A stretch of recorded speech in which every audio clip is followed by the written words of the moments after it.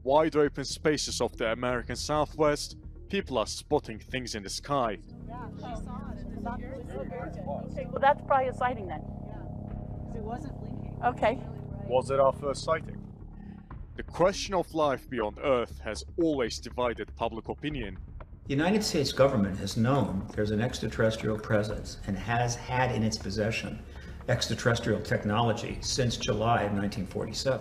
The US government is conducting new research into unidentified flying objects.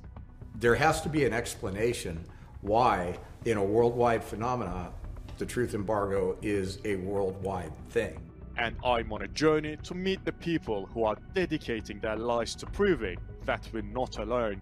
Do you remember what they looked like? Oh yeah, large head, big eyes, almond-shaped, large eyes. Flying objects, unexplained lights, images in the skies. The questions surrounding UFO sightings have puzzled witnesses and government officials for nearly a century. And last year, something groundbreaking happened.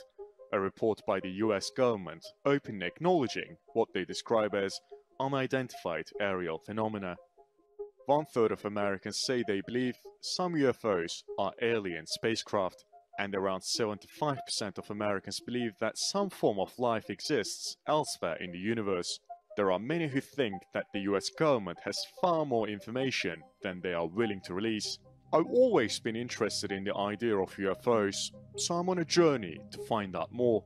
My first stop is Arizona to meet someone who's dedicating her life to connecting with extraterrestrials. Melinda Leslie says that she has been abducted by extraterrestrials multiple times. She is now a popular UFO sighting guide, providing paid tours for hundreds of people each year.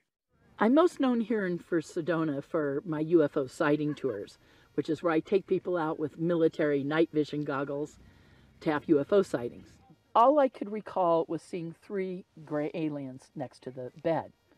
And I was like, okay, this is crazy, And eventually, about that and other experiences, I sought the help of a psychotherapist recommended to me, a full-fledged PhD psychologist. So you didn't believe it at first? No, not at all. No, I thought I was losing my mind. So you have no recollection of No. how you were abducted, where you were taken to? In that experience, no. In other experiences, yes. I've had them repeatedly throughout my life. Do you remember what they looked like? Oh yeah. These were grays. These were your standard, large head, big eyes, almond-shaped, large eyes.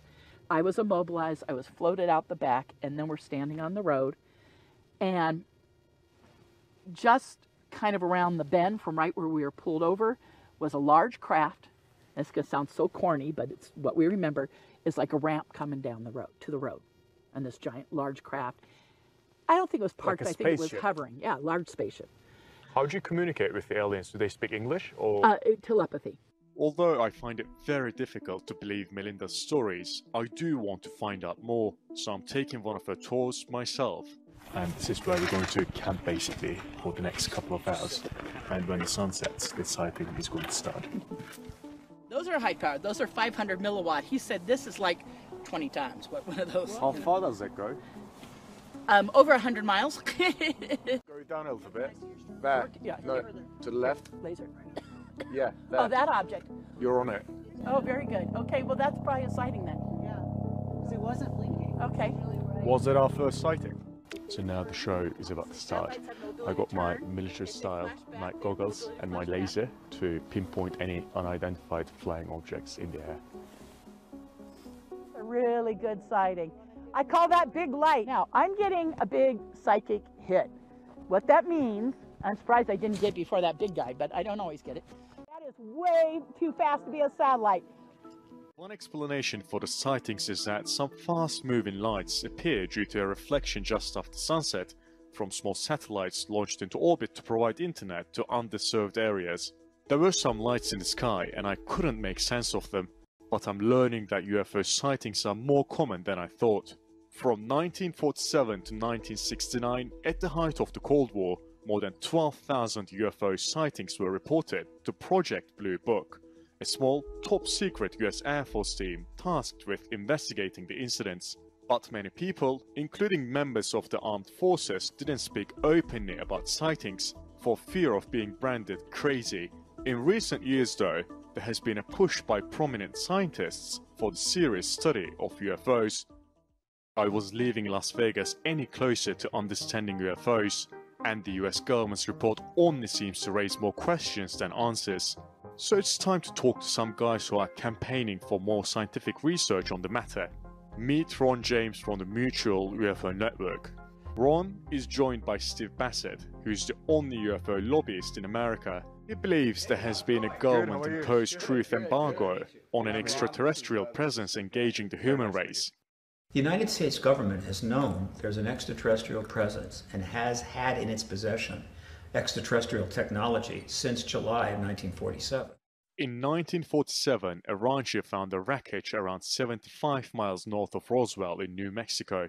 The next day, the existence of a flying saucer was confirmed, but US Army officials quickly backtracked, saying that the debris was actually from a weather balloon. If people are a little confused by it, they need to understand the government's problem. They have known since at least 1947, and now they have to tell us 75 years later, and that's not easy to do. So many presidents, so many different administrations, Republicans and Democrats. Why keep it a secret? When we look at the reason for the secrecy, there's several. One is the technology. Whoever has it wants it and wants it to themselves. Are you expecting a full-blown UFO disclosure? All the preparation is there. Witnesses are available, politicians are on board, the Intel Committee is front and center. I believe that the Intel Committee could very well set a hearing date for military witnesses on this issue as early as mid-March. About the Pentagon report, when you're looking at that report, what does it tell you? Well, they've told us something new. They're not ruling out ETs. Well, they didn't rule out ETs back then. We have gone full circle to end up very close to the same official stance. Now, there are certain circumstances now in the modern time that are making it harder and harder to keep this secret. We have the privatization of space. We have a general realization all across the planet and all across contemporary science that there absolutely must be a universe teeming with life. Skeptics say that the US government's findings are based on second-hand analysis by researchers with a pro-ET bias. Put simply, they say UFOs are not from another planet, but Steve is firm in his convictions. There's 7 billion people on this planet, and they're all going to have to deal with the reality of ETs. The Office of the Director of National Intelligence didn't answer our request for an interview. Their latest report on UAPs is viewed by some as a historic step forward. For others, it's an attempt to control the narrative. The existence of UFOs is a divisive topic, and whatever side of the fence you sit on, as the saying goes, the truth is out there.